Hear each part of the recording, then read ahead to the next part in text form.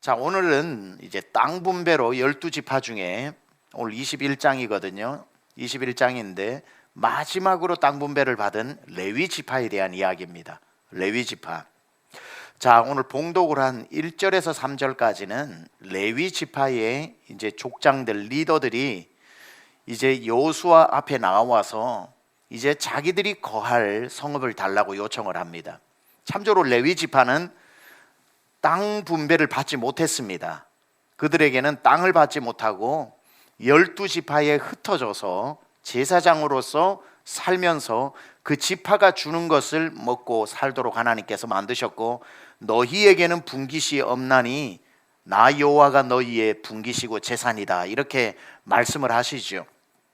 자, 그게 이제 1절에서 3절까지 우리에게도 거할 성읍을 주십시오라고 해서 요청하는 내용이고, 그리고 4절에서 42절까지 이제 43절부터 45절은 다음에 살펴볼 거고요. 오늘은 42절까지인데 4절에서 42절은 이제 레위 지파에게 땅을 12지파가 나누어 주는 내용들이 장황하게 기록되어져 있습니다. 같이 한번 읽어 볼까요?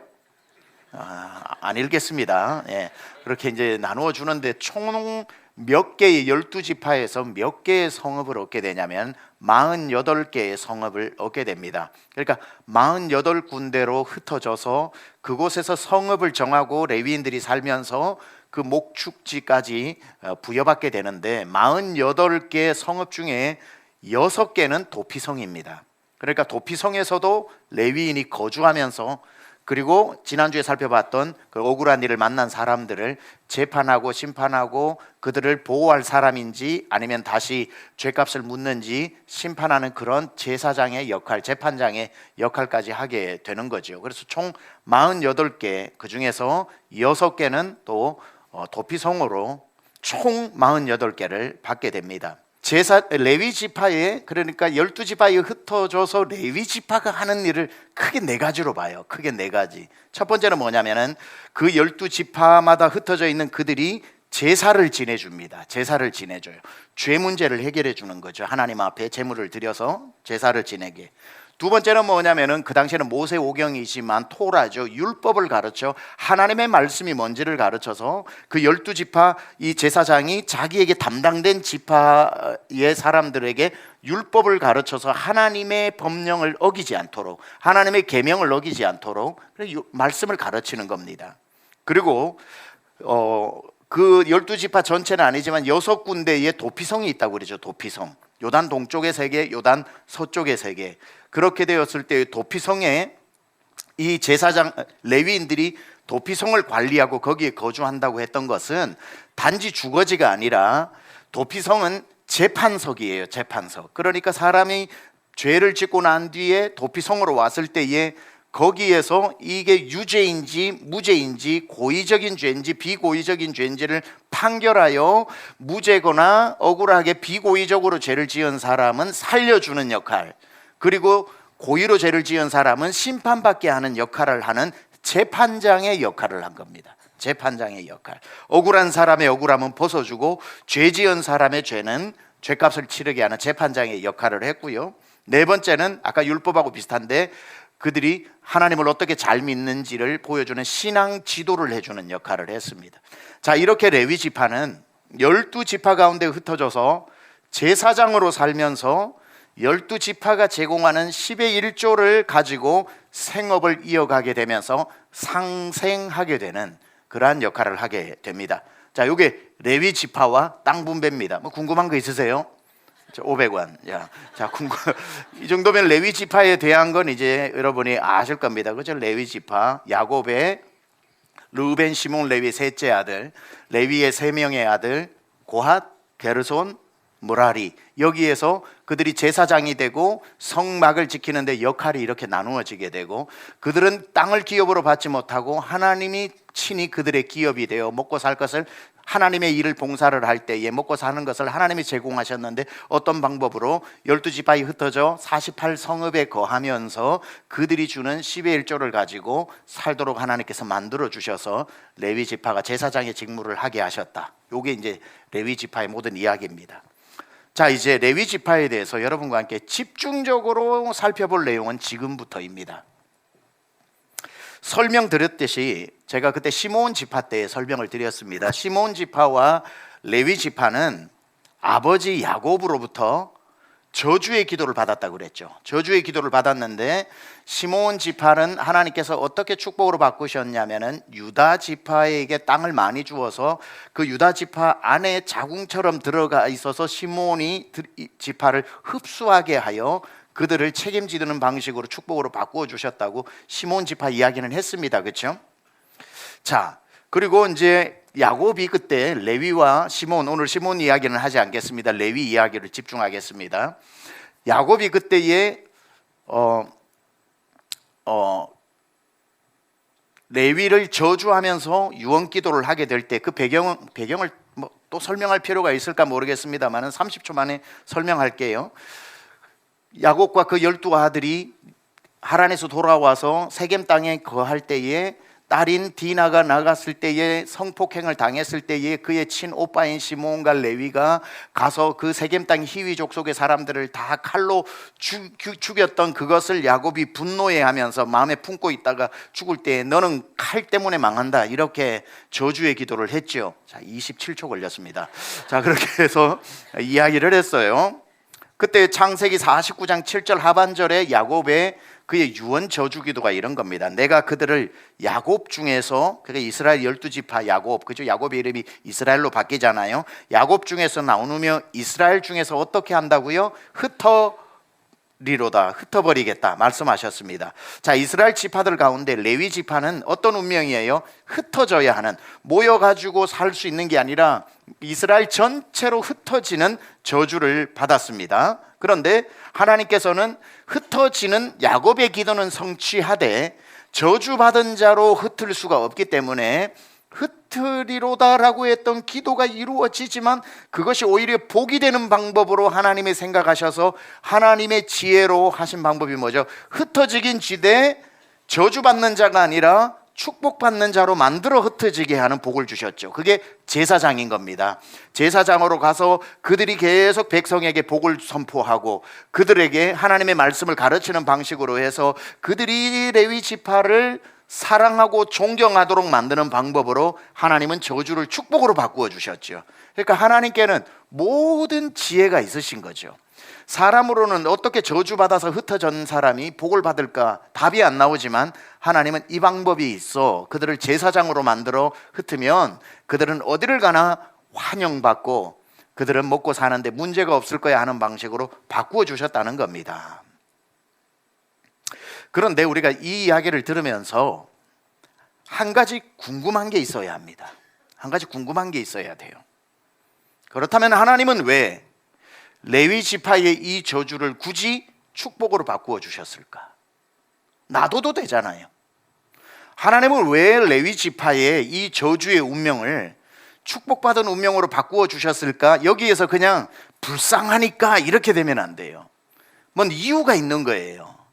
왜 하나님이 이렇게 레위 지파를 이토록 저주의 운명을 가지고 태어난 이들을 왜 제사장까지 만들어 축복받는 그 민족으로 굳이 바꾸셨을까? 하나님은 사랑이 많고 긍휼이 많으니까 불쌍하니까 이렇게 하는 게 아니라 분명히 이유를 오늘 여러분에게 찾아보겠다는 거예요. 여러분과 함께.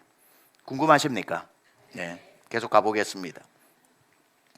자, 야곱 당시입니다. 야곱 당시 아버지가 기도할 때 뭘 아버지 기도가 대수롭냐? 그게 그냥 하는 거지. 이루어질 수도 있고 안 이루어질 수도 있지. 이게 아닙니다. 그 당시에 하나님의 어떤 족장들은 아브라함, 이삭, 야곱으로 흘러가는 족장들은 자녀들에게 하는 기도는 하나님의 말씀을 대언하는 기도와 준하여서 반드시 이루어지는 효력을 가지고 있습니다. 그래서 유다에게 축복을 준 건 유다에게 축복으로 일어났듯이 저주의 기도를 하는 것은 그것이 비록 저주라고 해도 효력을 가지고 있어서 어떤 계기가 없으면 저주가 일어날 수밖에 없는 그러한 상황이라는 겁니다. 그런데 하나님께서 그 저주의 효력을 끊어버리고 축복으로 바꾸셨다는 거죠. 왜 바꾸셨는가? 우선 이걸 이해하려면 레위가 저주를 받게 되는, 아버지로부터 저주 기도를 받게 되는 이유가 뭐였죠? 도구로 말하면 뭐 때문에 망하게 생겼어요? 칼 때문에 망하게 된 거죠.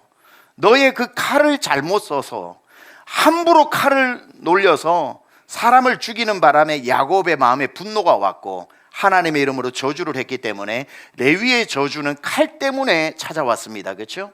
저주가 칼로 시작된 겁니다. 동생 디나를 성폭행한 히위족 추장 세겜과 그 부족들을 칼로 죽였기 때문에 칼 때문에 저주가 임했습니다. 그런데 하나님은 이 저주를 축복으로 바꾸셨습니다. 무슨 이유가 있을 거란 말이죠. 불쌍해서가 아니라 무슨 이유가 있는데 왜 이 저주를 축복으로 바꾸어 주셨을까요? 무엇 때문에? 이것도 칼 때문에. 무슨 말인지 모르시겠죠? 칼 때문에 온 저주가 칼 때문에 축복으로 바뀌었습니다. 자, 지금부터 또 설명드리겠습니다. 그들이 처음에 저주는 칼을 잘못 사용해서 저주가 왔고요. 그들의 축복으로 전환되는 시점에서 그들이 칼을 제대로 사용해서 축복이 오게 됩니다. 지금부터 그 이야기를 출애굽기 32장으로 가서 설명을 드리도록 하겠습니다. 출애굽기 32장에는 출애굽을 한 다음에 모세가 산에 올라가 40일 동안 있으면서 하나님으로부터 십계명을 다시 받습니다. 십계명을 받아요.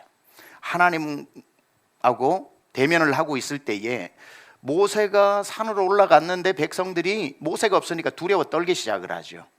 그래서 아론에게 이야기하여 모세는 우리를 출애굽시킨 모세는 어디 갔는지 보이지를 않고 우리는 불안해 죽겠는데 우리를 위해서 신을 만들라, 하나님을 만들라고 못 살게 굴죠.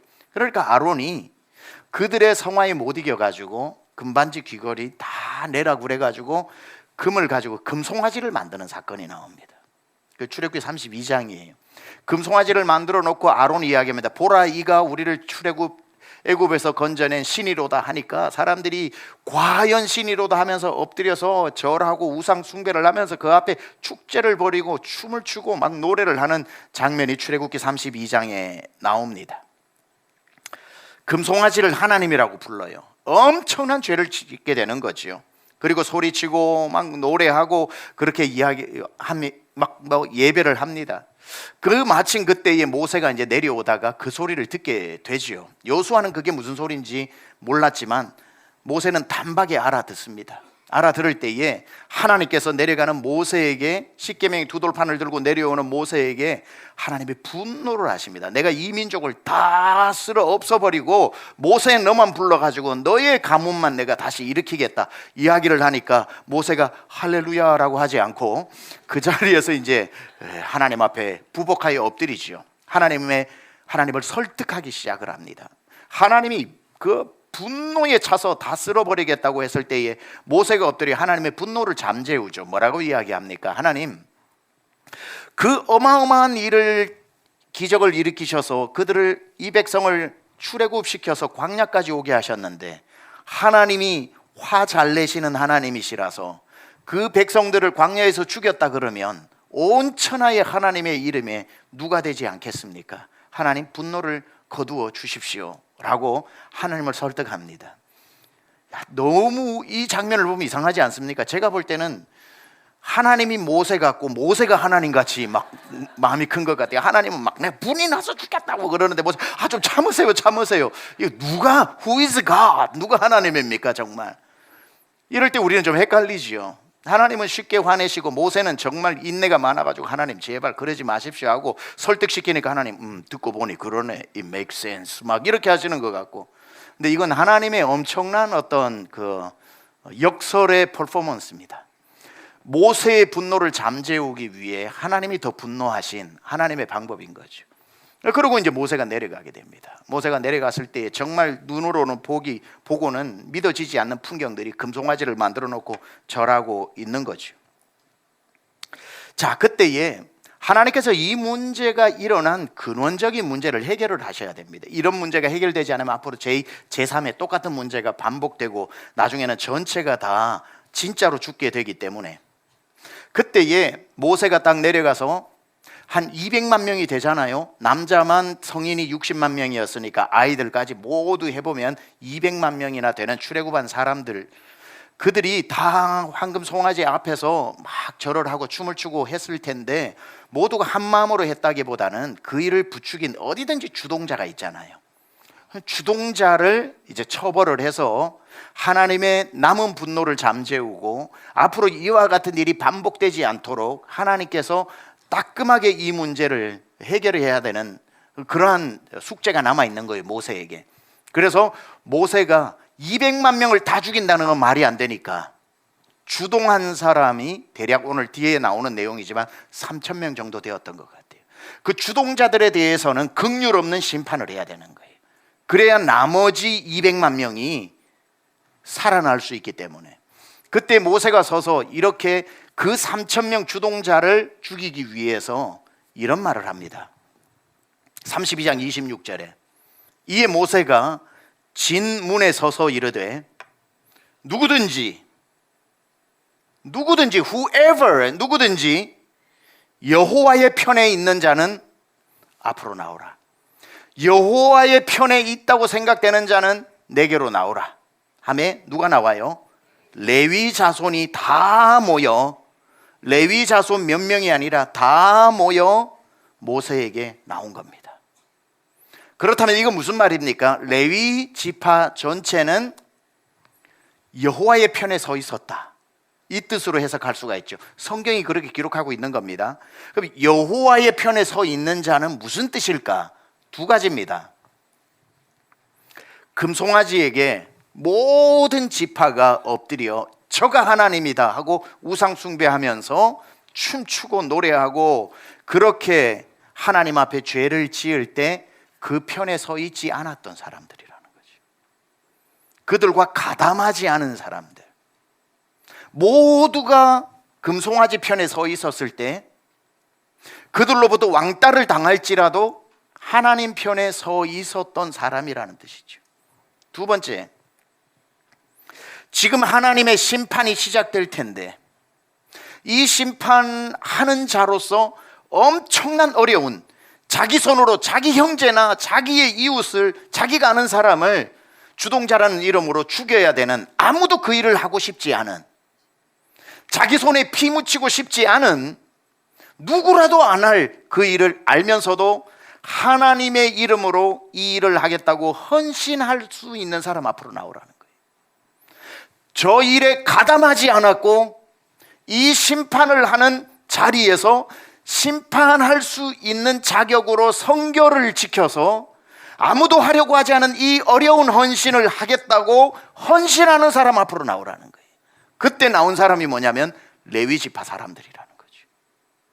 레위 지파가 형제를 보고도 형제 눈을 감아버리고, 자식을 보고도 자식이 누구 집 자식인데 눈을 감아버리고 오직 하나님의 명령 때문에 지켰던 그 모습을 보고 모세가 너무 울컥한 감동이 드는 거죠. 저게 어떻게 사람으로서 순종할 수 있나? 사람이라면 어떻게 저 순종을 할 수 있나? 하나님께 미치지 않고서야 저런 순종이 나올 수가 있는가? 감동을 받고 32장 그 사건 마지막에 29절에 이렇게 모세가 축복을 합니다. 모세가 이르되 각 사람이 자기의 아들과 자기의 형제를 쳤으니, 레위 지파를 말하는 거예요. 오늘 여호와께 헌신되었느니라. 레위 지파가 헌신되었느니라. 그가 여호와입니다. 그가 오늘 너희에게 뭐를? 복을 내리시리라. 그가 오늘 너희에게 복을 내리시리라. 저주가 임했던 레위 지파에 이제 여호와가 너희에게 오히려 복을 내리시리라.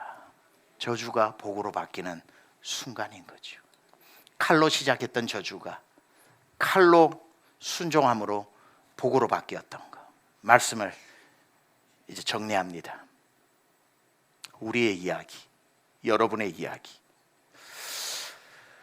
여러분이 가지고 태어난, 여러분이 살아가는 삶에 열리지 않고 풀리지 않고 해결되지 않고 몇 년을 정말 내가 주의 이름 부르면서 살아오는 동안에 꽉 막혀 있는 내 삶에 오늘 이 밤에 만약 하나님께서 여러분의 그 삶과 완전히 반대되어지는 축복을 오늘 밤 하나님이 여러분에게 열어주신다면 그것과 이것 사이에 여러분은 무엇을 하냐 이 말이죠. 그냥 시간 가면 저주가 축복으로 바뀌고 무응답이 응답으로 바뀌고 내 문제가 해결로 바뀌리라고 시간 앞에 여러분을 던져놓고 그냥 될 거야 라고 기다려서는 그런 일이 안 일어난다는 거죠. 이 레위의 저주가 시간 때문에 자연스럽게 축복으로 바뀐 게 아니라는 거죠. 이 저주가 이들의 헌신이 없었다면 천년만년이 가도 저주로 흘렀겠죠. 그 저주가 끊어지고 축복으로 바뀐 데는 자기의 생명을 내어놓는, 다 자기가 저주받을 운명인 걸 알면서도 제일 먼저 금송아지 앞에 엎드려도 될 집한데 하나님 편에 뒤로 물러나 서 있었고 자기를 성결하게 성별했고 하나님 외에 그 누구 앞에도 나는 절하지 않겠다, 저주를 받을지언정 자기의 하나님을 향한 믿음을 지켰고 아무도 하려고 하지 않는 순종 앞에 칼을 차고 나오라고 했을 때 나왔던 그 순종이 가운데 있었기 때문에 축복으로 바뀌었던 것처럼 여러분의 가지고 있었던 응답되지 않고 계속 여러분을 괴롭히고 있는 이거에 그저 시간 지난다고 풀려지는 것이 아니라는 것을 기억해야 합니다. 하나님은 여러분만이 알고 있는 그 헌신, 그 순종, 끝까지 버티고 있는 순종을 하나님 받아내기 전까지는 여러분의 문제가 해결이라는 방식으로 저절로 시간 속에서 응답되지 않는다는 것을 알아야 합니다. 레위의 죽이는 칼이 200만 명을 살리는 칼로 헌신되어졌을 때 그 순간의 저주가 축복으로 바뀌었던 것처럼 용도가 바뀌었다 이 말이에요. 죽이던 칼이 하나님을 위한 칼로 용도가 바뀌었다는 거예요. 그러면 여러분의 칼은 무엇이냐 이렇게 물어보고 싶습니다. 그 칼은 사람 죽이는 이런 칼이 아니라 여러분의 손, 여러분의 입, 여러분의 두 발, 여러분의 돈, 여러분의 직장, 여러분의 인맥, 여러분의 가치관, 그게 칼입니다. 칼로 상징될 수 있어요. 내 옛날에는 이 두 손으로 그저 내 입에 풀칠하고 그냥 기분 나쁜 사람 멱살 잡고 이거 가지고 동양화는 내가 펼치고 이거 가지고 오만데 내가 이렇게 내 손을 내 것으로 알고 사용했다면 이 칼이 하나님을 위한 칼로 바뀐 것처럼 이제는 이 똑같은 손이나 내 두 손으로 왔던 저주를 내 두 손의 헌신으로 이제 바뀌어지는 과정이 있어야 된다는 거죠. 하나님 이제는 이 손으로 어떤 죄도 내 손에 쥐지 않겠습니다. 어떤 것도 하나님께 맡기지 내 손으로 누군가의 피해를 주지 않겠습니다. 아니 이 두 손으로 이제 주님의 일을 하겠습니다. 오늘 이 밤에 여러분 기도하실 때 그저 시간 지나 하나님 내게 복을 달라고, 하나님 왜 내게는 복을 안 주시냐고, 왜 이걸 응답을 안 해주시냐고 따지지만 마시고 하나님 앞에, 하나님 제가 오늘 말씀 듣고 보니까 하나님 앞에 응답해 달라고 목에 핏대 세우면서 목소리 높이면 다인 줄 알고 그렇게만 기도했는데 하나님 제가 정작 헌신을 하지 않았군요. 하나님 앞에 정말 성결하지 않았군요. 하나님이 하라고 했던 거 싫다고 부담스럽다고 하나님 그건 아닌 것 같다고 딴 사람 시키라고 미루었던 그 일 때문에 저에게 주시는 축복을 제가 막고 있었던 것이군요. 하나님 오늘 이 밤에 떠올리게 하여 주시고 하나님 아버지 떠올렸다면 성령의 권능을 주셔서 할 용기를 주시고 하나님 그 일을 감당하고 헌신하게 될 때 죽였던 칼이 살리는 칼이 되어 내게 임했던 저주가 끊어지고 하나님의 복이 시작되어지는 밤 되게 하여 주옵소서. 그 역사 여러분이 일어날 줄 믿습니다.